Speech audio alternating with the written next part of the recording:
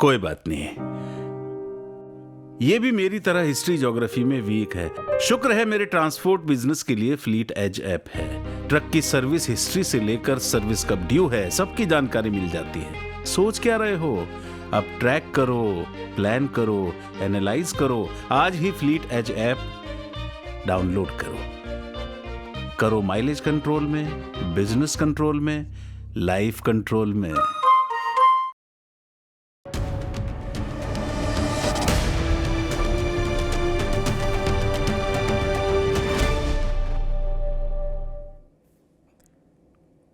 India गठबंधन लगातार झंझावाती दौर से गुजर रहा है। उसके संकट कम होने का नाम नहीं ले रहे। राज्य दर राज्य साथी छिटक रहे हैं और जो साथ हैं भी वो बेमन से हैं, अनमने से हैं, अनमयस्क हैं। ममता बनर्जी जैसे उदाहरण के तौर पर साथ तो हैं लेकिन अनमनी है, बेमन से हैं और कांग्रेस को राई रत्ती भाव देने को तैयार नहीं। करीब 2 सीट देंगे कुल। अरविंद केजरीवाल साथ हैं भी नहीं भी हैं। बोले भाई कांग्रेस को सीट कहीं नहीं देंगे, हम दिल्ली में 1 देंगे, वो भी तब जब गुजरात में हमें ये 8 देंगे। फारूक अब्दुल्ला जैसे नेता साथ छोड़ गए, नाव से उतर गए। उस सब झंझावातों के बीच में राहुल गांधी अपनी यात्रा का कारवा लेके आज उत्तर प्रदेश की जमीन पर उतरे। उतरना उनके साथ प्रियंका गांधी को भी था। बताया यही जा रहा था कि भाई के हौसला अफजाई के लिए बहन भी रहेंगी, लेकिन बाद में खबर आई कि प्रियंका जी की तबीयत नासाज है, वो नहीं आएंगी, अकेले राहुल जी के कंधों पर बोझ है। अब सवाल उठ रहा है कि जैसा मैंने शुरुआत में कहा, कुछ ग्रहों का भी खेल है क्या? आज सुबह कांग्रेस के साथ उसके खाते सीज हो गए, ऐसी खबर कांग्रेस ने दी देश को। रोना पीटना मचा। फिर खबर आई कि नहीं, खाते तो खुल गए लेकिन कुछ शर्तें लग गई, इनकम टैक्स का मामला है। इन सब के बीच में राहुल गांधी की न्याय यात्रा है। उत्तर प्रदेश में भी गठबंधन की गांठें अभी सुलझी नहीं है। जयंत चौधरी गठबंधन छोड़कर चले गए। वो एनडीए के आंगन में चले गए, भाजपा के आंगन में चले गए। अभी तक ऑफिशियली कांग्रेस ने ये घोषणा नहीं की कि हमारे और समाजवादी पार्टी के बीच में देश के सबसे बड़े राज्य उत्तर प्रदेश में सीटों का बंटवारा हो गया है। अभी तक नहीं की। उच्च स्तरीय समिति तो बनी है, अब वो पता नहीं कितना उच्च हो गई है कि वो कोई जमीन पर काम ही नहीं हो रहा। बताया गया था कि उच्च स्तरीय समिति है, अब वो इतनी उच्च हो गई कि हिमालय की शिखर पर शायद विराजमान है, नीचे कुछ हो ही नहीं रहा। अखिलेश जी ने अपनी तरफ से 11 सीटें दी थी, भाई जाओ मौज लो, 11 दे दी। कांग्रेस उस पर भड़की थी। उसने कहा था ये कौन होते देने वाले, हम राष्ट्रीय पार्टी है और उच्च स्तरीय समिति बैठेगी और कई बार बैठेगी, फिर ज्वाइंट प्रेस कॉन्फ्रेंस होगी, एक तरफा कैसे मान लेंगे? उसके बाद से हुआ जाया कुछ नहीं। अब बताया ये भी जा रहा है कि अखिलेश जी भी राहुल जी की इस यात्रा में कुछ कदम चलेंगे, कुछ पड़ाव, किसी एक पड़ाव पर। तो जब राहुल जी अखिलेश जी दोनों उत्तर प्रदेश में ही हैं तो अब कम से कम ये मसला तो सुलझा ले। या अभी भी कांग्रेस का मन भी डोल रहा है क्या? कुछ अटकलें ऐसी भी लग रही थी राजनीति के बाजार में कि जयंत चौधरी के जाने के बाद कांग्रेस अब धीरे से बसपा की ओर फिलर भेज रही है। क्या वो गठबंधन में समाजवादी पार्टी के लिए थोड़ा लो फील करने जैसा समय है जयंत के जाने के बाद? तमाम मसले और उससे पहले राज्यसभा का चुनाव। कांग्रेस के पास 2 वोट अखिलेश यादव के उम्मीदवार के लिए, 3 उम्मीदवारों के लिए बेहद जरूरी। 2 सवाल, क्या कांग्रेस अपने दोनों विधायकों पर कांग्रेस लीडरशिप का होल्ड है एज ऑफ नाउ एक, और दूसरा, क्या कांग्रेस समाजवादी पार्टी के लिए तत्पर और तैयार है? और अगर है, तो राज्यसभा के बदले में वो क्या चाहेगी फिर? ये तमाम सवाल है। इन सब के बीच में उत्तर प्रदेश की राजनीति भी घूम रही है। और मजे की बात देखिए, जिस समय राहुल गांधी उत्तर प्रदेश में घूम रहे हैं, अब आज से 25-26 तारीख तक वो हैं शायद उत्तर प्रदेश में, उसी समय प्रधानमंत्री नरेंद्र मोदी भी उत्तर प्रदेश के रण में उतरेंगे, 2-3 स्थानों पर, संभल में, बनारस में, आदि आदि। अब प्रधानमंत्री जहां उतरते हैं वहां समा बांध देते हैं, इसमें तो कोई उनके विरोधी भी शक नहीं कर सकते। तो एक ही प्रदेश में राहुल गांधी और प्रधानमंत्री एक ही समय पर घूम रहे होंगे, बोल रहे होंगे, ये भी अद्भुत संयोग है। इसकी भी अपने अपने तरह से व्याख्या होगी। हमारे साथियों ने एक रिपोर्ट तैयार की, जरा उस रिपोर्ट को देखिए, फिर मेहमानों से परिचय कराएं और फिर बहस में चला।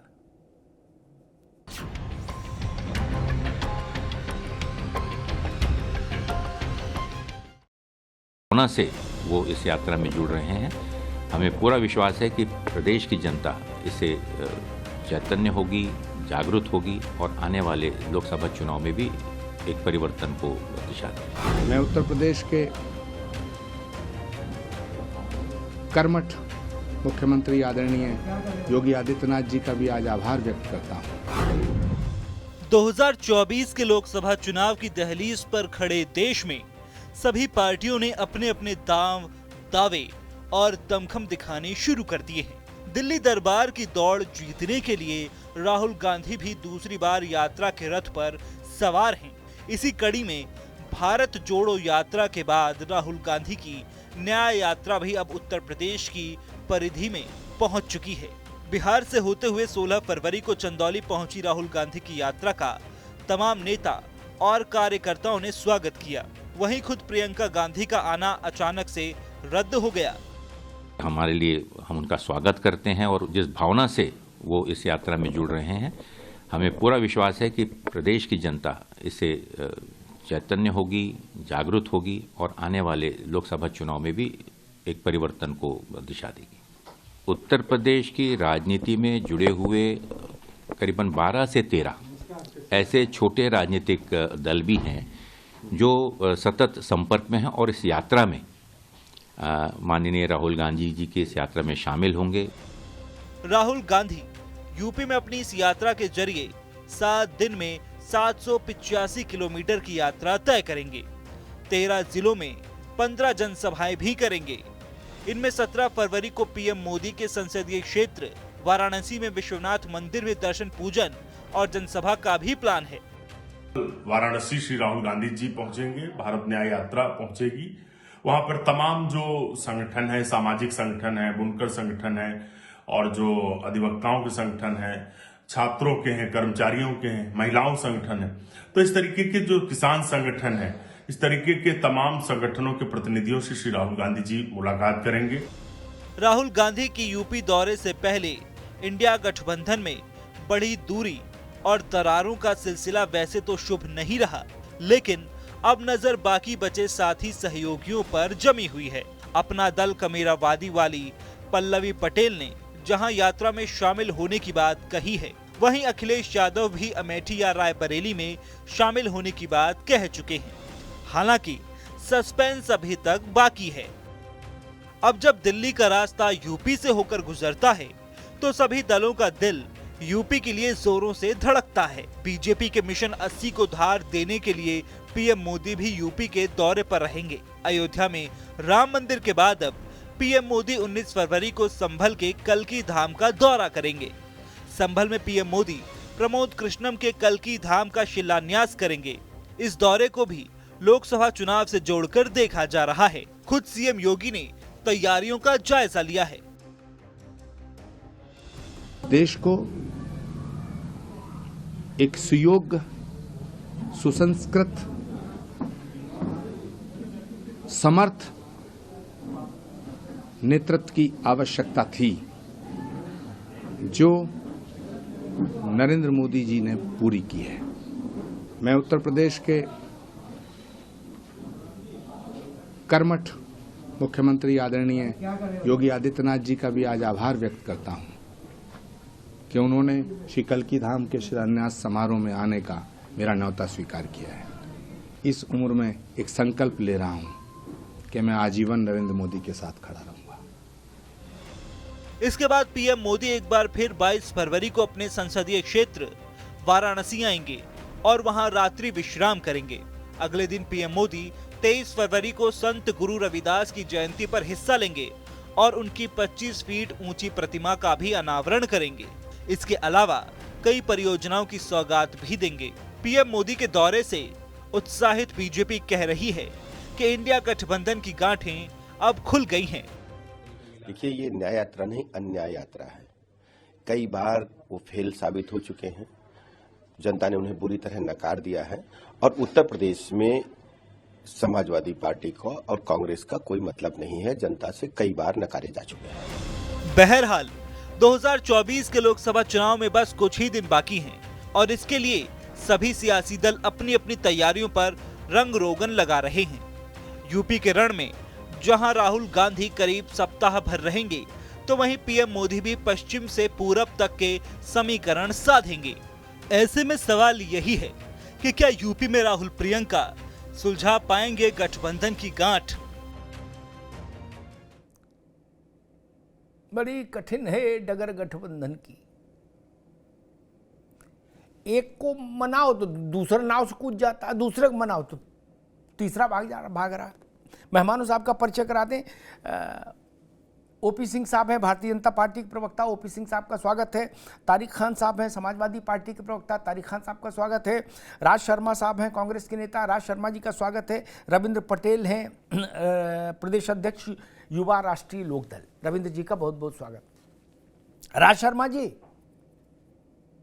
मुझे लगता है कि अब चुनाव बहुत निकट आ गया, इसलिए अभी ये तर्क भी नहीं चलेगा कि अभी तो बहुत टाइम है, जल्दबाजी क्या क्यों है, इत्मीनान से हो जाएगा। अब तो इत्मीनान का भी समय नहीं रहा। क्या ये मानकर चले कि राहुल गांधी अब चूंकि इस प्रदेश में हैं, उत्तर प्रदेश में, और अखिलेश जी हैं ही उत्तर प्रदेश में, इनसे बड़ा कोई है नहीं अपनी अपनी पार्टी में, तो गठबंधन के जो अनसुलझे मसले हैं सुलझ जाएंगे या अभी और टाइम लगेगा? नहीं, मुझे ये तो मैं भाई एक बात कहना चाहता हूँ, इसमें दिक्कत कहाँ है? गठबंधन में हम सब एक साथ मिले हुए हैं। किसने कह दिया? अखिलेश जी ने भी ये तो कहा नहीं कि हमारा गठबंधन होगा कि नहीं होगा, राहुल जी भी नहीं ऐसा कह रहे। ये तो एक सिनेरियो चलाया जा रहा है भारतीय जनता पार्टी के। मैं एक बात कह रहा हूं और मैं मुतमईन कर रहा हूं भाई कि आप निश्चिंत हो जाएं कि सब कुछ सही टाइम पे सही तरीके से हो जाएगा और इसकी किसी को भी चिंता करने की जरूरत नहीं, खासतौर से भारतीय जनता पार्टी। भारतीय जनता पार्टी अपने कुनबे को संभाल के रख ले, वही अच्छा है। ये जिस तरह से चल रही है सारी दुनिया देख रही है, देश की जनता देख रही है, प्रदेश की जनता देख रही है, और राहुल जी की यात्रा में जो भीड़ उमड़ रही है वो कहीं से जुटाई नहीं जा रही है, खुद जुट रही है। तो मैं आपको एक चीज के लिए मुतमईन कर देता हूं कि हमारा गठबंधन बना रहेगा और सारा गठबंधन सही से सीटों का शेयरिंग हो जाएगी।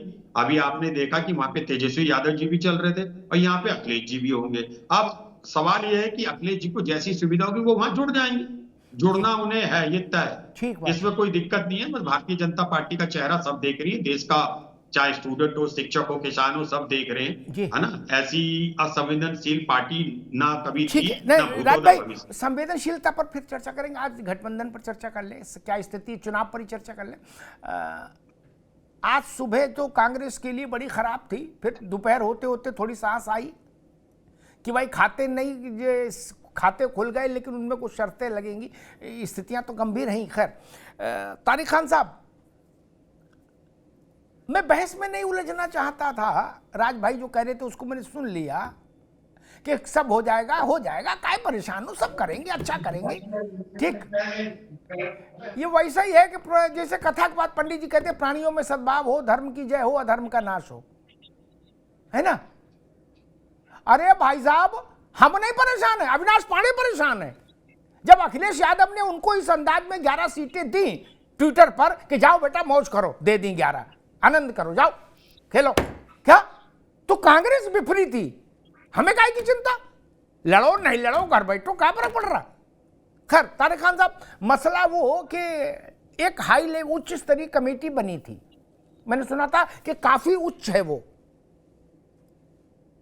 और आज से महीना भर पहले मैंने रामगोपाल यादव को सुना था कि इतनी उच्च कमेटी से जब वो निकल रहे थे तो उन्होंने एक उच्च विचार दिया था कि आधी दूरी तय हो गई, आधी भी एक आध दिन में हो जाएगी। क्या उसके बाद से कुछ बात आगे बढ़ी नहीं, और ये सब कह रहे चिंता ना करो सब हो जाएगा। अब तो मेरे ख्याल से दोनों बड़े हैं, ये भी सुन रहे अखिलेश जी भी रायबरेली अमेठी के बीच में कहीं राहुल जी के साथ होंगे, तो माना जाए कि अब मामला निपट जाएगा। चूंकि जयंत चौधरी के जाने के बाद उत्तर प्रदेश में गठबंधन की जो व्याकरण है वो थोड़ी तो परिवर्तित हुई है, उसको नकारा नहीं जा सकता। तारिक खान साहब, देखिए, आने जाने का खेल खूब यूं ही चलता रहेगा, और एक शेर है बहुत प्रचलित है कि वाकिफ नहीं जो सफर के उसूल से, साए की भीख मांग रहे हैं भूल से। मैं आज तक सफर में हूं इस एतमाद पर, एतमाद मतलब एतबार पर, जी हाँ, उभरेंगी मंजिलें मेरे कदमों की धूल से। तो हम तो सफर में आई हैं, और जो लोग चले गए वो बबूल के कांटे लिए बैठे हैं। ये लोग उस पार्टी को खाने के लिए बबूल के कांटे लिए बैठे हैं। अब चले गए तो कांटे दो तरफ से मारे जाएंगे, एक बीजेपी मारेगी, दूसरा कांटा जनता मारेगा। ये जो लोग गए हैं उनके लिए जवाब मारेगी पक्का। अब बात होती है कि भाई गठबंधन होगा नहीं होगा, दोनों लोग नेता आ रहे हैं, मिल रहे हैं, ये बात अच्छी है, क्योंकि मीटिंगें हुई। उसके बाद नीतीश साहब पलट गए, पलटी बीजेपी, लेकिन बन गए पलटू राम बेचारे नीतीश। अफसोस होता है, असली पलटू राम तो बीजेपी। खैर चलिए, वो चले गए, अब दोनों नेता मिल रहे हैं। मुझे लगता है कि जो सीटों का थोड़ा बहुत पेच फंसा हुआ है वो भी उलझ जाएगा, सुलझ जाएगा, और हम कांग्रेस के साथ उत्तर प्रदेश में चुनाव लड़ेंगे, क्योंकि भाई राजनीतिक परिस्थितियां सेकंडों में बदल जाती हैं फिलहाल के माहौल में। लेकिन अभी मैं कह रहा हूं इस पूरे एतबार के साथ कि हम कांग्रेस के साथ, क्योंकि यात्रा में उधर लालू साहब के बेटे भी शामिल हुए, इसका मतलब है वहां भी साथ में लड़ेंगे। जो अब यहाँ उत्तर प्रदेश में अखिलेश जी ने कहा कि हमको बुलाते नहीं है, खड़गे जी ने न्योता भेज दिया, उन्होंने न्योता स्वीकार भी कर लिया और शामिल भी हो रहे। तो शामिल होंगे तो मुंह पे उंगली रख के तो बैठेंगे नहीं थी, ऐसे भैया बैठे ना। सीट की भी बात कर लेंगे कान में कि ऐसा है कि वो ये वाली तुम ले लो, ये वाली हम ले लें, तो सीटों की बात हो जाएगी। उससे बड़ी लड़ाई चुनाव लड़ना है अमिताभ, ठीक है, जो बड़ी लड़ाई है, ठीक है, वो भाजपा के खिलाफ चुनाव लड़ना है। आएंगे तारिक भाई, आएंगे दोबारा से। बाकी सब जो हमारे मेहमान हैं उनका अपना अपना राजनीतिक अनुभव है। मेरे पास जो छोटा मोटा अनुभव है राजनीति को देखने का, उसके आधार पर मैं कह सकता हूं कि गठबंधन में सीटों के बंटवारे से बड़ा और कुछ होता ही नहीं मेरे दोस्त। ये सब बातें फर्जी हैं कि तो छोटा मसला है, कभी भी चलते चलते हेलो हाय करते नहीं, इस पे तो सिर फूट जाते हैं, लठ चल जाता है। हमने चलते देखे, आपको सिजरा सुना दूं, मुझे उसके लिए गूगल थोड़ी खोलना है कि गठबंधन भारत में कब कब फेल हुए। एक एक सीट पर गठबंधन स्वाहा हो गए, इससे बड़ा कोई काम होता है? या इस बात पर चर्चा होगी कि यार सैंडविच मंगवाऊं या पास्ता, बोले नहीं पास्ता मंगवा ले, इस पर तो चर्चा नहीं होती ना गठबंधन में। लट्ठम लट्ठा तो इसी पे होता है। रविंद्र पटेल बैठे, पूछो मुजफ्फरनगर में क्या पेच फंसा था अखिलेश यादव के साथ, मैं बताऊं। इसलिए ये सब बातें फर्जी हैं कि अरे आप गठबंधन में सीटों का क्या है, ये तो गुड्डू पप्पू चलते चलते फाइनल कर लेंगे, हम लोग तो राष्ट्रीय नीति बना रहे हैं। अरे भाई साहब, राष्ट्रीय नीति किसकी है? ना ना, सबसे महत्वपूर्ण सीट, चाहे भाजपा गठबंधन हो, चाहे कांग्रेस का, चाहे सपा, चाहे बसपा के किसी का हो, बाकी बातें जो कर रहा है वो फर्जी बोल रहा है, ये जान लीजिए। चुनाव में सीट से बड़ी और कोई चीज है भाई साहब? काशी आदमी जाता बाबा विश्वनाथ का दर्शन करने, गोलगप्पा खाने तो नहीं जाता है। तो चुनाव लड़ने जो उतरा है वो सीट के लिए आधार पर ही आगे बढ़ेगा ना। खैर, रविंद्र पटेल जी, आपके पुराने दोस्त, पुराने साथी, समाजवादी पार्टी के तारिक खान साहब कह रहे हैं कि डबल कांटे लगेंगे इन्हें, डबल कांटे। जनता भी कांटे मारेगी और क्या बताया था, भाजपा वाले भी कांटे मारेंगे। ऐसी स्थिति है क्या? सर देखिए, कहने को कुछ भी कहें वो, जी। लेकिन जो ये दो लड़कों की जोड़ी की है,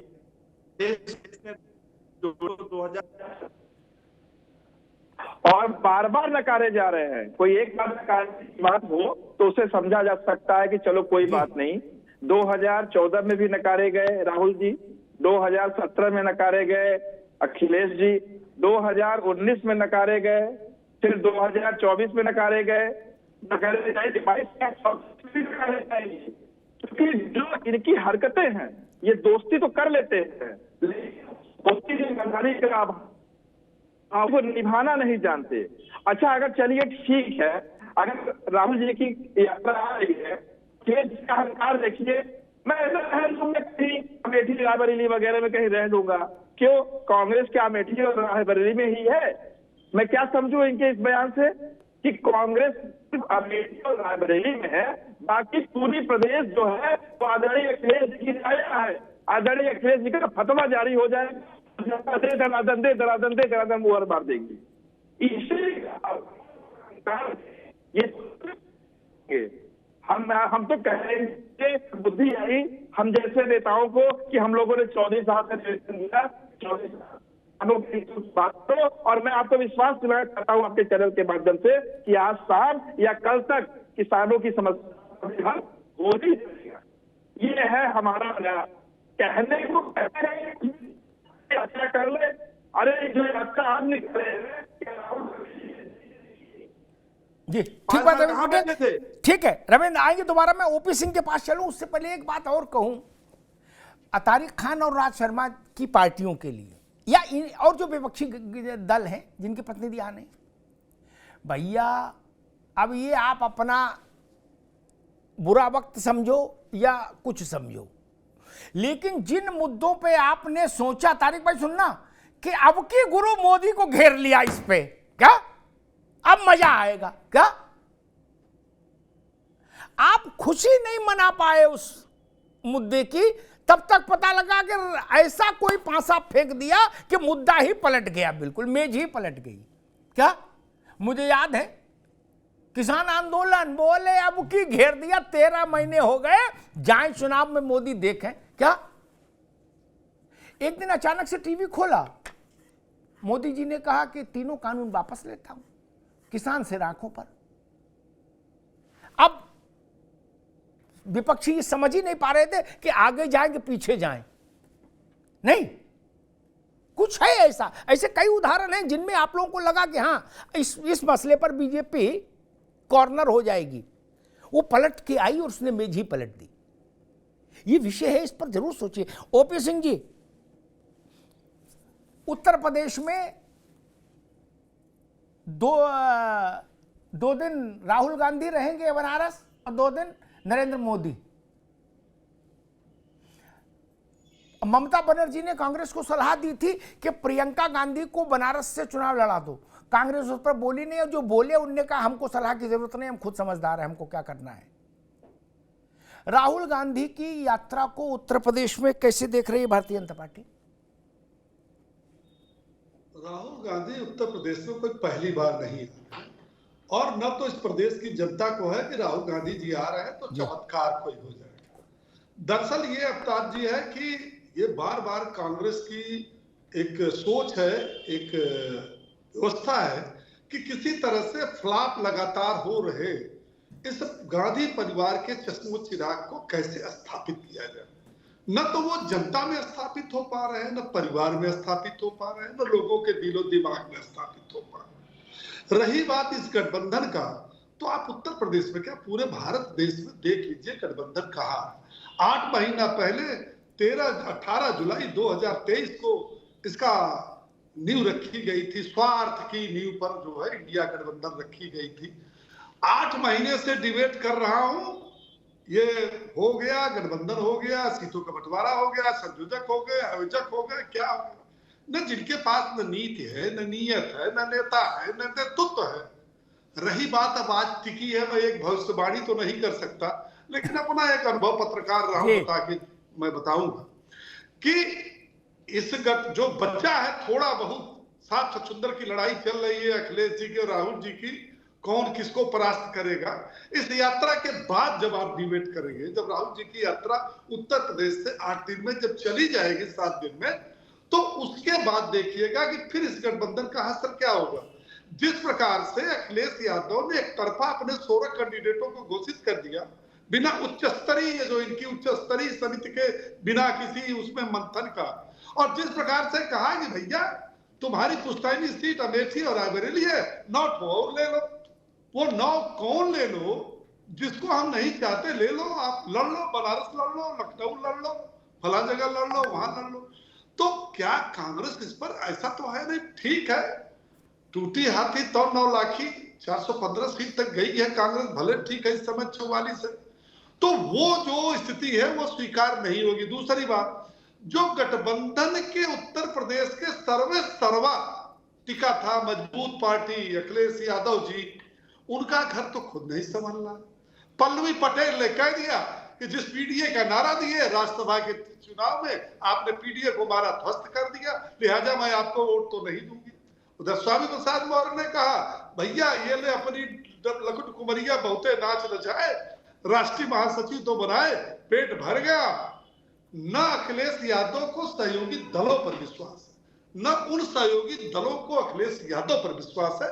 मैं ये बात इस डिबेट में कुछ इस तरह की नहीं कह रहा हूं, ये ध्रुव सत्य कह रहा हूं। दूसरी बात, गठबंधन शब्द एक बड़ा मजबूत शब्द है, गठबंधन, लेकिन अखिलेश यादव ने अपने जीवन में कभी गठबंधन किया था, किए होंगे। अखिलेश यादव ने, मेरी बात गलत नहीं हो सकती अवतार जी, गठबंधन कभी जीवन में नहीं किया, उन्होंने अनुबंध किया। और अनुबंध कैसे किया? किसी चुनाव के पहले उन्होंने किसी पार्टी को जोड़ा, कहा इतना तुम ले लो, इतना तुम ले लो, तुमको देंगे, तुमको नहीं देंगे। और मतगणना के बाद अगर कोई भी पार्टी अगर 1 महीना टिकी हो तो उसका इतिहास बता दे। बड़ा दाव देते थे, जयंत चौधरी हमारे साथ है, भैया वो भी तो छोड़ के आपको चले गए, क्यों छोड़ के चले गए? और जब जाते जाते उन्होंने बताया क्या कि झंडा तुम्हारा, डंडा मेरा, प्रत्याशी तुम्हारा, सिंबल मेरा। कई इस प्रकार का जीवन भर पत्रकार रहे, कभी इस प्रकार का सुने हैं आप गठबंधन कि भैया झंडा तुम्हारा रहेगा, डंडा मेरा रहेगा, प्रत्याशी मेरा रहेगा, तुम जो है केवल जिंदाबाद करो। तो ये जो स्थिति है बड़ी आश्चर्यजनक है। देखिए, उत्तर प्रदेश की जनता हो चाहे देश की जनता हो, उन्होंने कहा ना कि वो राहुल गांधी जी आ रहे हैं चेतना, जनता में चेतना और जागृति लाने के लिए। अरे भैया, देश और प्रदेश की जनता जागृत हो चुकी है। ठीक बात है, पहले वाली ठीक है, जनता अभी नहीं रुकना होगा, जात पर नपात पर वो लगेगी, हाथ पर चढ़के मारो, हाथी पर, गुंडों की छाती पर, ये सब नारे जो लगते थे। ठीक है ओपी सिंह जी, अभी रुकना होगा। राज शर्मा जी, एक बात तो है, एक ही व्यक्ति को, एक पार्टी नहीं, पार्टी तो रहती है, लेकिन एक ही व्यक्ति को अगर कई बार स्थापित करने की कोशिश हो बार बार, तो फिर चीजें गड़बड़ा जाती हैं। जिन पार्टियों में ऐसी समस्या, मान ली भाजपा ही है राष्ट्रीय पार्टी, तो उसने लगातार नेतृत्व बदला, ठीक है ना। दीनदयाल उपाध्याय के समय से देखिए, श्यामा प्रसाद मुखर्जी के समय से लगातार नेतृत्व बदलते रहे कि भाई चलो इनको भी अवसर दिया, इनको भी दिया, इनको भी दिया, इनको दिया। आपके साथ सबसे बड़ी समस्या यही बताते हैं आपके आलोचक या समीक्षक या आपके विरोधी कि आप इस बात के लिए बाउंड हैं कि राहुल जी को ही लॉन्च करना है हर बार, हर चुनाव में। ये इनका कहना होगा, ओपी भाई जो कह रहे हैं। ओपी भाई दूसरों के बारे में बात करने से पहले ही अपने घर में देख लें। मैं ओपी भाई से ही पूछ रहा हूं आपके माध्यम से। योगी जी कहते हैं मैं जो कपड़े घर पे पहनता हूं बाहर पहनता हूं, रोज कपड़े के संग किरदार नहीं बदलता हूं। वो किसके लिए कह रहे हैं? और क्या नाम भूल रहा हूं मैं, उनका भी याद आ जाएगा मुझे, रोड ट्रांसपोर्ट मिनिस्टर गडकरी साहब। और स्वामी सुब्रमण्यम स्वामी जी क्या कहते हैं? क्या ओपी भाई उनकी बात से आप इत्तेफाक रखते हैं? आप अपनी पार्टी को देखो ना, आपकी पार्टी में क्या चल रहा है? आपकी पार्टी में एक संत तक को तो काम नहीं करने देते हो आप लोग। ये बता दीजिए, मुख्यमंत्री जी को काम करने देते हो? संत जी जो अच्छा काम करना भी चाहते होंगे उन्हें आप फिर भी काम नहीं करना देते चाहते हो। आप अपने एक्सपीरियंस गिनाइए, लेकिन आप सच को सच तो कहना सीखिए। अरे आप पत्रकार कहते हो अपने को ओपी भाई, आपको सच कहना है। सच की इज्जत पीठ पीछे भी होती है। नहीं सुना करो, सुनने की आदत डाला करिए आप। कोई नहीं सुनेंगे हम आपकी। मैं कोई आपका स्टूडेंट नहीं हूं जो सुनूंगा, और हेडमास्टर की तरह मुझे मत बोला करिए। मैं बोला आपके बीच में। आप बताइए, गडकरी साहब कहते हैं, बताइए सुब्रमण्यम स्वामी साहब कहते हैं मोदी जी के बारे में। आप एक बात कहिए मुझे कि सुब्रमण्यम स्वामी जी गलत कहते हैं, योगी जी ने गलत कहा, कहिए कैसी बातें कर रहे हो ओपी सिंह साहब? आपने बस टीका लगा लिया, सच्चाई हो गई। हम अपनी पार्टी के नेता को दो और एक पर है, ये योगी जी का हम आपके इंस्ट्रक्शन को फॉलो करते हैं। दो विधानसभा बची है, आपके पास सभा बची है। अरे आपके अंदर हिम्मत हो तो कहिए, आप एक बात कहिए कि हाँ हार मान दिया कि हम इस बार चुनाव नहीं लड़ेंगे। राजनाथ सिंह जी की इतनी हिम्मत है, बताइए। अरे भैया आप करो ना, राहुल गांधी को ही लॉन्च करो। हम तो चाहते हैं कि इसी के नेतृत्व में, राहुल गांधी के नेतृत्व में मेरे प्रदेश के मुख्यमंत्री को किनारे कर देता है। ये इतनी बदतमीजी करते हैं आप लोग। एक संत मुख्यमंत्री। ठीक राज भाई, एक मिनट रुके, दोनों लोग रुके। मैं बड़ा कांग्रेस के उदारतापूर्ण आचरण से मैं बड़ा गदगद हूं। ठीक है ओपी सिंह जी, मतलब ये स्थिति आ गई, इसका मतलब धरती में कुछ नीचे हो रहा है। अगर कांग्रेस की स्थिति ये आ गई कि वो कह रहे हैं कि योगी आदित्यनाथ अच्छा काम कर रहे हैं, इसका मतलब है कि अब बदल रही राजनीति देश की। हाँ, अच्छा काम करने नहीं दे रहे। मैं समझ गया, तारिक खान कांग्रेस योगी आदित्यनाथ के साथ खड़ी है, वो अच्छा काम कर रहे हैं, उनको लोग करने नहीं दे रहे। ठीक, जबकि योगी आदित्यनाथ की लीडरशिप में कांग्रेस को इतना नुकसान हुआ जितना कभी नहीं हुआ किसी की लीडरशिप में, मुलायम सिंह की लीडरशिप में नहीं हुआ। भाई कांग्रेस की स्थिति क्या मुझे 2% वोट छोड़ा योगी ने, 2 विधायक छोड़े, 1 सांसद छोड़ा, क्या अब वो भी चले गए छोड़ के उत्तर प्रदेश। बोले टाटा बाबा राम राम, राजस्थान से राज्यसभा जाएंगे, अब यूपी में नहीं आएंगे हम, क्या? और कितना पराक्रम चाहिए? ऐसा तो काशीराम, मुलायम सिंह, चरण सिंह, हेमवती नंदन बहुगुणा, गोविंद वल्लभ, किसी कोई नेता नहीं कर पाया कांग्रेस की ऐसी व्यवस्था जिसे योगी ने कर दी। नहीं भाई, जब से बनी कांग्रेस, मोतीलाल के समय से याद कर लो, और राहुल गांधी और रेहान बाड्रा तक, प्रियंका जी के बच्चे तक, ऐसी स्थिति कर दी। 2% वोट, 2 विधायक, 1 सांसद, वो भी चले गए।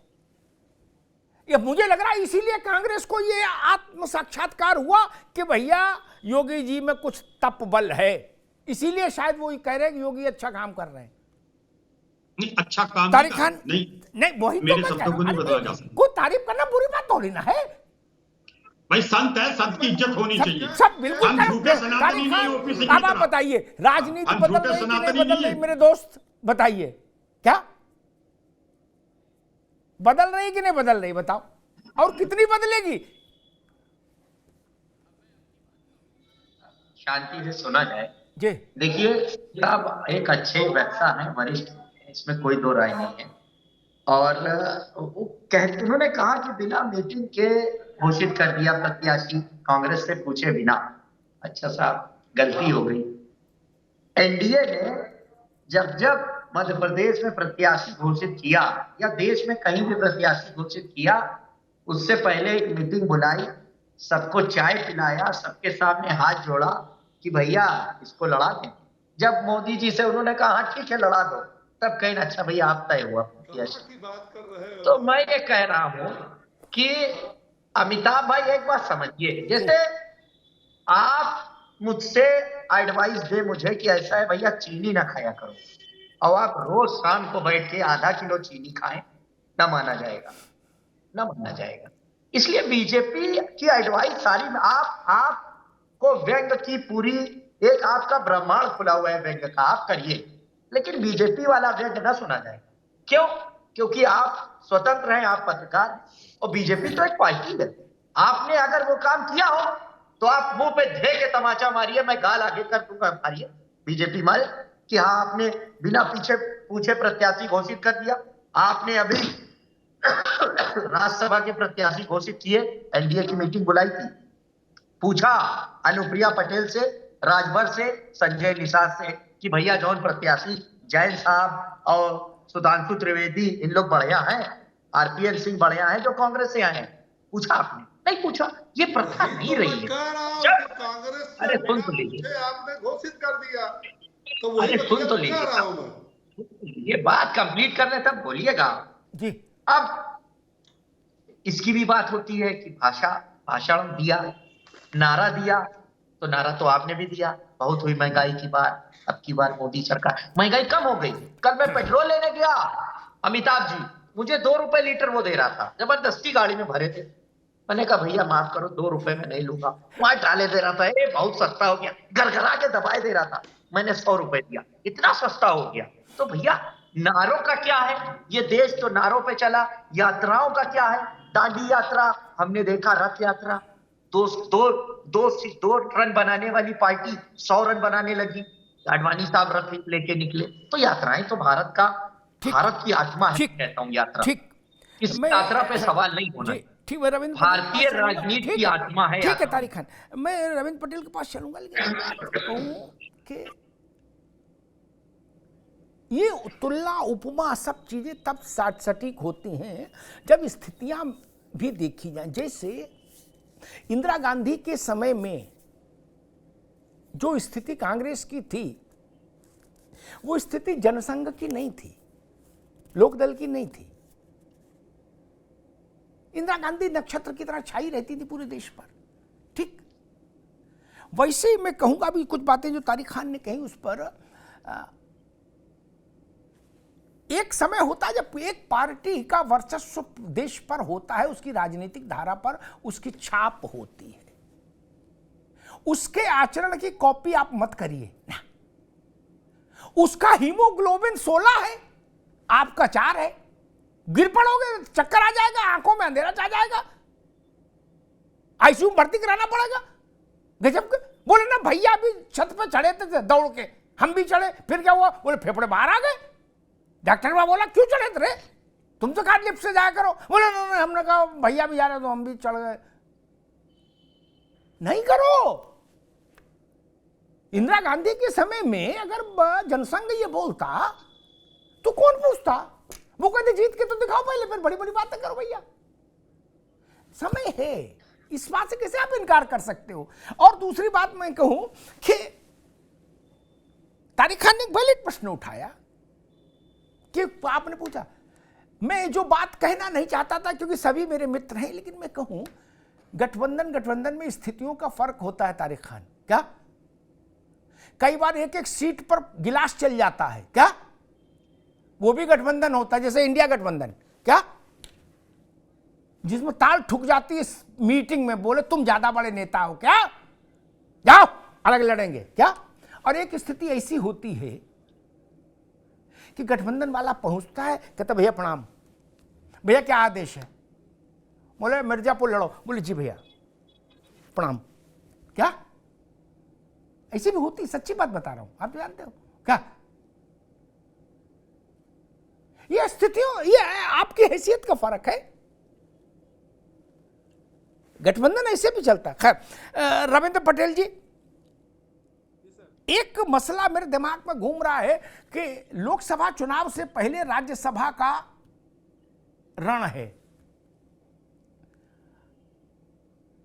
अगर भाजपा 8वां उम्मीदवार नहीं उतारती तो 7 इनके 3 समाजवादी पार्टी के लोग निर्विरोध अनपोज चुन लिए जाते।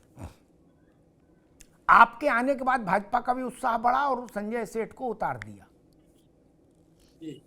क्या राज्यसभा का परिणाम संजय सेठ के जीतने की कोई भी संभावना तभी बन सकती है जब समाजवादी पार्टी में फूट हो जाए, उसके एमएलए क्रॉस वोटिंग करें, अन्यथा संजय सेठ किसी सूरत में नहीं जीत सकते। क्या ऐसी परिस्थितियां उत्तर प्रदेश में लग रही हैं? बिल्कुल सर, आप देख लीजिए, मैं जो बात अपने पहले राउंड के वक्तव्य में बोला उसी बात को फिर मैं दोहराता हूं कि जिस तरीके की भगदड़ समाजवादी पार्टी में मची हुई है, विशेष तौर से उत्तर प्रदेश में, जिस तरीके के इन्होंने जमीनी कार्यकर्ताओं का नजरअंदाज किया है और जैसे अब मैं आपके टीवी चैनल पे एक बात कहूंगा तो लोग कहेंगे कि ये बात बोल रहे हैं। आदरणीय अखिलेश जी ने 16 सीटें घोषित की, परिवार के लगभग जितने भी महत्वपूर्ण नेता थे सबको घोषित कर दिया, लेकिन चाचा और चाचा के बेटे रह गए। उतना ही नहीं, पार्टी के जो जिम्मेदार पदाधिकारी हैं, जो उनके अगल बगल बैठते हैं, चाहे वो हमारे कौशाम्बी वाले हों, चाहे वो आपके मनोज पांडे जी हों, ये ऐसे कई बड़े नेता हैं जो समाजवादी पार्टी के फेस बनते हैं और उन्हें चुनाव में स्टार प्रचारक के तौर पर समाजवादी पार्टी इस्तेमाल करती है। लेकिन क्या उनकी सीटें घोषित नहीं हो सकती थी? क्या उनको कहीं कुछ नहीं दे सकते थे? और जो हमारा अनुभव है समाजवादी पार्टी के साथ 2019 और 2022 का जो हमारा अनुभव है, मैं खुद मिर्जापुर जनपद में समाजवादी पार्टी, बहुजन समाज पार्टी और राष्ट्रीय लोकदल के उम्मीदवार रामचरित्र निषाद को लड़ा रहा था मिर्जापुर 2019। और मैं उस अनुभव को अगर आपके टीवी चैनल पर साझा करूंगा तो शायद मेरे निजी रिश्ते खराब हो जाएंगे स्थानीय नेताओं से, इतने कटु अनुभव है।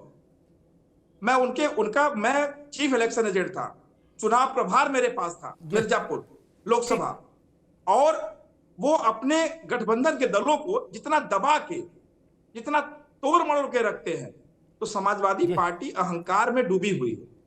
और निश्चित जानिए कि मैं कम से कम इस बात को आपके चैनल पे स्वीकार कर सकता हूं पूरी अंतरात्मा की आवाज पे कि भारतीय जनता पार्टी के साथ हम 2009 में भी रहे हैं और 2002 की विधानसभा भी लड़े हैं। तो कम से कम भारतीय जनता पार्टी ने जो भी 10-5 सीटें दे दी आपको, लोकसभा में हमें 8 सीटें दे दी, तो अगर वो जो दे दिया तो फिर उस पर ये नहीं पूछते कि ये उम्मीदवार होगा कि ये उम्मीदवार होगा, फिर वो चौधरी साहब तय करेंगे। इतनी ईमानदारी तो कम से कम उनके अंदर है। ठीक बात, ये बड़ी बात है, ये बड़ी बात है। सीटें दो तो फिर छोड़ दो। खैर, राज शर्मा जी, सोनिया जी के उत्तर प्रदेश से जाने के बाद राहुल गांधी पहले वायनाड जा चुके। अब एक नई चर्चा है कि प्रियंका जी, हालांकि ममता बनर्जी कह रही कि प्रियंका जी के कद को देखते हुए उन्हें बनारस से लड़ाया जाए, लेकिन कांग्रेसी हलकों में खबर है कि वो रायबरेली से लड़ेंगी। खबर ये भी थी कि आज वो आएंगी और चंदौली में राहुल गांधी की यात्रा में रहेंगी, फिर बताया गया बीमार हो गई। प्रियंका जी लड़ेंगी चुनाव के नहीं, या सोनिया गांधी का परिवार उत्तर प्रदेश से बाहर रहेगा? नहीं, ऐसा कुछ नहीं है। जो भी करेगा शीर्ष नेतृत्व तो जो सोच समझ के करेगा। ये इस वक्त तो नहीं बताने का वो है, ना मूड है ना मोड है, और जब होगा तो सबको पता चल जाएगा। लेकिन ऐसा तो नहीं है कि गांधी खानदान कोई यहाँ से भाग रहा है, कोई ऐसा कुछ नहीं है। देश की सेवा करी है, भला इन्हें आज ये पलायन तो कर रहे हैं, लोग कुछ भी पलायन तो कर रहे हैं शर्मा साहब। ये सब ये ना, एक मैं बताऊं, आप लोग दिक्कत क्या है, आप लोग बच्चों की तरह बातें करने लगे हो। इसमें भी सही बात है ना, आप लोग बेसिकली नाबालिग लोग। मैं आप लोगों को ना, क्योंकि आप ही के नेता ने कहा भाई 2014 के बाद राहुल गांधी, मैं आप लोगों की बात को कभी नहीं हुआ जाता, डिबेट में बैठे इतना इरिटेट नहीं हुआ जाता, इतना इरिटेट नहीं हुआ जाता। एक तो मेरी बात सुन लीजिए, मैं आपको बता दूं, मैं इरिटेट नहीं होता। Why should I irritate? मुझे आपसे इरिटेट क्यों होना है? आप अपनी बात कह रहे हैं, मेरे मतभेद है, मेरा मनभेद नहीं है। और मैं कोई भारतीय जनता पार्टी को ही हूं जो अपने ही देश के नागरिक को दुश्मन समझे। आप मुतमईन हो जाए, मैं कभी इरिटेट नहीं हूंगा। लेकिन मेरा कहना है, आप पलट कैसे जाते हैं? आज के तारीख में आप लोगों ने ना, अच्छा बोलू भी ना, आपको बोलने भी नहीं दोगे? वोटर हूं। नहीं सर, वो तो कभी भी मेरे घर की कुंडी खटखटानी पड़ जाएगी, मेरे घर पे आके हाथ जोड़ने पड़ जाएंगे अगर घमंड दिखाओगे ऐसे ही अपने वोटरों से भी। तो याद रखना, जैसे अमिताभ भाई ने कहा ना, अभी ठीक है, चल रहा है, ये समय का गोला है। जैसे राज्यसभा में की तरफ पिट जाओगे। जैसे आप कितना घमंडी हो, राज्यसभा में घमंड दिखाया और किसानों के मसीहा चौधरी चरण सिंह पर कमेंट किया। ऐसे जो नेता ये घमंड, इस अवस्था में घमंड है आपका, जो क्या बात करते हैं? चवन्नी नहीं हूं और पल में बदल जाए। हे भाई, मैं तो माफी मांग रहा आपसे। बता, अभी ताजी बात कर लो। मैंने माफ किया निकला है। अरे छोड़िए, बताइए, आपके नेता ने अभी बयान दिया था, चंद महीने नहीं हुए, मैं कोई चवन्नी नहीं हूं, पलट गए। अभी तो उस बयान की तासीर ठंडी नहीं हुई। मेरे नेता कह रहे हैं, बार बार कह रहे हैं कि किसान हितों के लिए मुझे 10 समझौते करने पड़ेंगे, हम 10 समझौते करेंगे। किसानों की रक्षा होनी चाहिए, किसानों की सुरक्षा होनी चाहिए। और मैंने पहले ही कहा कि आप सारा निर्णय निकल आएंगे। कर रही है कि आज की तारीख में बच्चा कह रहा है, जो कहता था मैं पॉलिटिक्स में जाऊंगा, अब जो अच्छे बच्चे हैं वो कह रहे पॉलिटिक्स में नहीं जाऊंगा। ये ऐसे अभी राज भाई रुकना होगा, रविंद्र पटेल दोनों को रुकना होगा। तारिक खान के पास चलूंगा। भाई देखो, सारा गुस्सा जयंत चौधरी पर ना उतारो। नीतीश कुमार चले गए, नेक्स्ट सेकंड सुन लो, नीतीश बाबू चले गए, उनका क्या पूछ पाड़ ली? हरियाणा में कहते पूछ पाड़ लो, पूछ पाड़ ली नहीं ना, मुंह चोपताव देख के मुख्यमंत्री हैं, बालों में चमेली की तेल लगा रहे, उनका क्या कर लेंगे आप? मुंबई में अशोक चौहान चले गए, उनका क्या उखाड़ लिया? उद्धव ठाकरे जाने को तैयार बैठे, करे भाई ओला उबर बुक करो हम भी जाए, उनका क्या बिगाड़ लेंगे? अरे एक गया, फारूक अब्दुल्ला ने जिस दिन रामलला का भजन गाया कपिल सिब्बल के घर, उसी दिन मैंने भविष्यवाणी कर दी थी कि ये भी चाचा भी गए, फारूक अब्दुल्ला भी चले गए, उनका क्या उखाड़ोगे? तो जाने का तो मौसम है महाराज, आपके पेड़ पे पत्ते कहां टिक रहे हैं, यही तो समस्या है। तो किस पत्ते को, एक पत्ते को कोसने से क्या होगा? सभी जा रहे हैं बारी बारी से। अब जिसका जब नंबर आ जाए तो मान लो जयंत भी चले गए, इसमें कोई नहीं, तो सब जा ही रहे हैं। अच्छा, जो नहीं जा रहे, देखो एक बात बताऊं राज भाई, जो नहीं जा रहे वो आपके लिए ज्यादा मुसीबत पैदा कर रहे हैं। वो ना सहने दे रहे ना रहने दे रहे ममता बनर्जी, छोड़ भी नहीं है, और 2 सीट पे अड़ी हैं। केजरीवाल बोला कहीं सीट नहीं देंगे, बोले गठबंधन में है। बताइए, उससे अच्छे तो जयंत है, अपना सामान उठा के अलग बोल लिए, नहीं कहे ना राजो भाई, वो उन लोगों से तो ठीक ही है ना तारिक खान, उन लोगों से तो जयंत चौधरी की पार्टी अच्छी है, जो कह रहे रहेंगे लेकिन आपको चैन से नहीं रहने देंगे, गठबंधन में हम रहेंगे। केजरीवाल जी ने जो घोषणा की, उस घोषणा क्या मतलब? दिल्ली में 1 सीट देंगे, पंजाब में कोई सीट नहीं देंगे, हरियाणा में अकेले लड़ेंगे, गुजरात में 8 सीट लेंगे जी, और हम गठबंधन में हैं जी। बताओ, भीष्म पितामह की तरह इनको सरसैया में लिटा रहे हो कांग्रेसियों को। दाएं करवट लें तो चुभे और बाएं लें तो चुभे। और एक शिकायत आपसे जो है, जो जयंत चौधरी के लोग बार बार कहते हैं कि आप लोग ऐसी दादागिरी क्यों करना चाहते हो गठबंधन में? अब मैं समझ गया कांग्रेस के साथ भी ऐसे करोगे आप, कि सीटें हम दे देंगे लेकिन उम्मीदवार हम बताएंगे तुम्हें। तारिक खान वही होगा सर, वही होगा। और लड़ो आप। जयंत चौधरी मिले, एकदम गले चिपकालीन, एकदम बिल्कुल हक किया, जैसे इंग्लिश में नहीं कहते हक किया, और बाहर निकले जिंदा, 5-7 सीट पे लड़ेंगे। बाहर निकल के, इसका मतलब अखिलेश जी ने कहा था कि प्रत्याशी हमारा और सिंबल तुम्हारा, तब बाहर निकल के क्यों नहीं बोले तुरंत जयंत चौधरी? अगर तब बोल देते तब मान लिया जाता कि अखिलेश जी ने कहा था। ये तो जब झगड़ा हो गया सास बहू का, तो सास तमाम बातें लड़के को बाहर जाकर बता रही है कि अपने बेटे को कि मारा भी है उसको बहू ने। क्या नाटक है ये? कि न चलेगा भाई, वही टाइम बता देते किया करो। एक मिनट उनकी बात आ जाए भैया, पहले तारीख जी, अभी केवल तारीख जी। हाँ, मैं दिया हूं, मेरी दुश्मनी तो सिर्फ अंधेरे से है, ये मेरे खिलाफ है। मैं दिया हूं, मेरी दुश्मनी तो सिर्फ अंधेरे से है, ये हवा तो बेवजह मेरे खिलाफ है। तो ये वही हवा है, हमारी इनसे कोई दुश्मनी नहीं। जब उस टाइम मामला हुआ था अमिताभ जी, ये लोग जब चले जाते हैं तो ओपी राजभर वाला पुराना जो टेप था, जो रिकॉर्डेड था पहले से, तो इन्होंने कहा क्या बजाएं क्या बजाएं क्या बजाएं क्या बजाएं, तो वही एक पुराना गाना जो ओपी राजभर भी गाते थे कि वही बजा दो कि सिंबल हमारा और सीट तुम्हारी। ये नहीं है अमिताभ भाई, अगर ये होता तो ये उसी टाइम कह देते कि अरे भाई ये तो कह रहे हैं कि अपने पे लड़ लो, तो हम एक्सपोज हो जाते, हम मानते हैं तब हम एक्सपोज हो जाते। लेकिन जब 2 मंत्रालय की बात हो गई, आपकी वाइफ को लोकसभा लड़ाने की बात हो गई, राज्यसभा की बात हो गई, केंद्र में सम्मिलित होने की बात हो गई, तब बाहर निकल के कह रहे हैं कि हमको कमरे में मारा भी था और उल्टा सीधा भी कहा था। अरे भाई, ना माना जाएगा, ये नाजायज बात है अमिताभ भाई। ये आरोप जो हम पे लगता है, ये नॉन जस्टिस। तारिक खान मैं ओपी सिंह के पास जाऊं उससे पहले एक छोटा सा कमेंट ले। रविंद्र पटेल, समाजवादी पार्टी कह रही है कि भाई उसी दिन अगर आपको इतनी शिकायत थी तो उसी दिन आपको टाटा बाय बाय कह देना चाहिए था कि भाई हमको ये शर्त मंजूर नहीं कि हमारा सीट हमारे खाते में आएगी और उम्मीदवार आप तय करेंगे।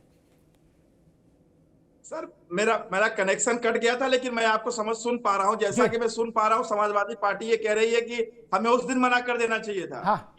सर, हमें तो उस दिन मना कर दिया। आपने जिस दिन ये कहा कि आपने 7 सीटें दी, लेकिन 7 सीटों के बाद जो रवैया रहा इनके नेताओं का, उसके बाद तो कोई गुंजाइश ही नहीं बनती। लेकिन राजनीति में हमारे नेता निश्चित तौर पे एक सौम्य छवि के नेता हैं, पढ़े लिखे हैं, तजुर्बेकार है। तो वो बिल्कुल देन एंड देयर फैसला नहीं करते। वो जब संगठन में भी निर्णय लेते हैं तो बड़े आहिस्ते से, बड़े सौम्य तरीके से लेते हैं। उनका व्यक्तिगत जीवन भी बड़ी सौम्यता के साथ है। उन्होंने संसद में से निकलने के बाद कहा था कि मैंने, जयराम रमेश की टिप्पणी में उन्होंने कहा था कि मैंने अपने सार्वजनिक जीवन में कभी निजी टिप्पणियां नहीं की हैं, मैं कभी आंख तरेर के और उंगली दिखा के बातें नहीं करता। तो वो आदरणीय जयंत चौधरी जी हैं, उनके परिवार ने राजनीतिक वो प्यार मोहब्बत शालीनता में छोड़ दिया, वरना उसी दिन दहतेरे की हो जाती। ठीक बात है। ओपी सिंह जी, ओपी सिंह जी, विपक्षी लोग पूछ रहे हैं कि भाई हमारी पार्टी की चिंता है, हमारे गठबंधन की चिंता है, आपने एनडीए की बैठक बुलाई क्या? हमारी बैठक होती रहती है, इनकी तरह महाभारत थोड़ो है।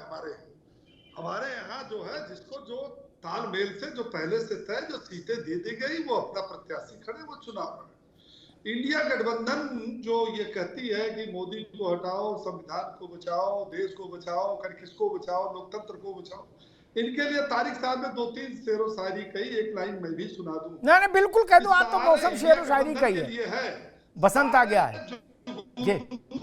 मिलकर किया है ऐलान कि हम सब मिल करके सूरज को हटाएंगे।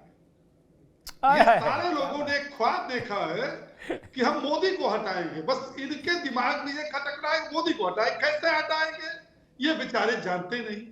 आप ये बताइए कि जहां भारतीय जनता पार्टी आज भी जो सीना ठोक करके जनता के बीच में जा रही है, तो क्या कह रही है? वो कह रही है कि हमारी डबल इंजन की सरकार है, हमने गरीबों के लिए, महिलाओं के लिए, आम आदमी के लिए, उत्तर प्रदेश देश के विकास के लिए हमने ये किया। ये क्या बोलते हैं जाकर के? इनके पास कोई मुद्दा है? ये जाकर के बोलते हैं मोदी को हटाओ। अखिलेश यादव का कोई बयान देख लीजिए, अगर 10 मिनट बोलेंगे तो 8 मिनट वो भाजपा में बोलेंगे और 8 मिनट में 5 मिनट वो खाली मोदी के और योगी के बारे में बोलेंगे। ये इनके पास कोई मुद्दा नहीं है। इनके पास मुद्दा क्या है? मोदी को हटा दो, देश को बचा दो, संविधान को बचा दो। अरे भैया, कक्षा 2-1 के लड़के भी इस तरह की जो है नादानी भरी बात नहीं करते। आप जनता के बीच में जाकर के वो बातें कर रहे हो जो जनता उनको सिर आंख पर बैठाई है। 2014 में ओपी सिंह जी, एक मिनट ओपी सिंह जी, लेकिन भैया आप ओपी सिंह जी एक मिनट, वो तो एक मिनट रुको, वो तो अरे एक मिनट रुको ओपी सिंह जी, ये तो कांग्रेस बाल बच गई, वरना उसके तो खाते सीज हो गए थे। जिनके पास 2 सीटें हैं, 3 सीटें हैं, कह रहे हैं कि मोदी को हटाओ। 543 में 3 तो हम हैं, 543 में 3 है ना। और वो कब हुए? जब 13% वोट बहन मायावती के चरणों में पड़ करके लिए थे, तब तो 3 पाए तो 5 थे। अपनी बदौलत 2 वो भी गंवा दिए, बचा 3। भैया, ये प्रदेश की जनता देख रही है कि ये जातिवाद, तुष्टीकरण, परिवारवाद, ये कहते क्या? एक सेकंड अफ्ताब जी, राजनाथ सिंह का बेटा क्या है? अच्छा, राष्ट्रीय अध्यक्ष का बेटा मतलब राष्ट्रीय अध्यक्ष हो, प्रधानमंत्री का बेटा प्रधानमंत्री हो, मुख्यमंत्री का बेटा मुख्यमंत्री हो। यही ना चाहते हो आप लोग? यही ना है आपके परिवारवाद की परिभाषा? और नारा क्या देते हो? यमुआई का। और 2022 में तारिक खान जी भर के रोए थे और क्या कहे थे जब हार गए चुनाव सरकार बनाने का ख्वाब, तो लखनऊ में उन्होंने एक मीटिंग किया मंथन का, और उसमें सीधे कहा कि ये चुनाव आयोग भारतीय जनता पार्टी के पन्ना प्रमुखों से मिल करके 20-20 हजार यादवों का और मुसलमानों का वोट कटवा दिया। इस प्रदेश और देश में क्या यादव और मुसलमान ही रहते हैं? ठीक और है, जब आपके 40,000 वोट कट गए, ठीक है ओपी सिंह फिर 110 पाए कहां से? जी, ये आपका है फंडा जातिवाद का। मुसलमान और यादव का वोट काट दिया। ठीक है ओपी सिंह जी, अभी रुकना होगा।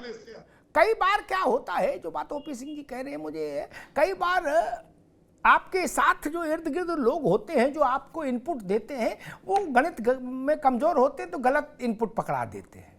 40,000 वोट कट जाएगा तब तो फिर ये सीट ही नहीं जीत पाते, 11 ही जीतते, 111 कैसे जीत सकते थे? 40,000 वोट कटने के बाद तो 11 ही सीट आ सकती थी। फिर तो लोकसभा चुनाव थोड़ी था, विधानसभा का था। लेकिन कई बार चेले चापड़ होते हैं, गलत आंकड़े पकड़ा देते हैं बड़े नेता को, फिर बाद में समस्या होती है। खैर, मुझे लगता है कि राज जी ने जो बात कही कि किसी ने उत्तर प्रदेश नहीं छोड़ा, अच्छी बात है। गांधी परिवार का उत्तर प्रदेश से नाता रहा है। उत्तर प्रदेश ने गांधी परिवार को गांधी परिवार बनाया ही इस प्रदेश ने। तमिलनाडु और महाराष्ट्र ने थोड़ी ना बनाया, उत्तर प्रदेश ने ही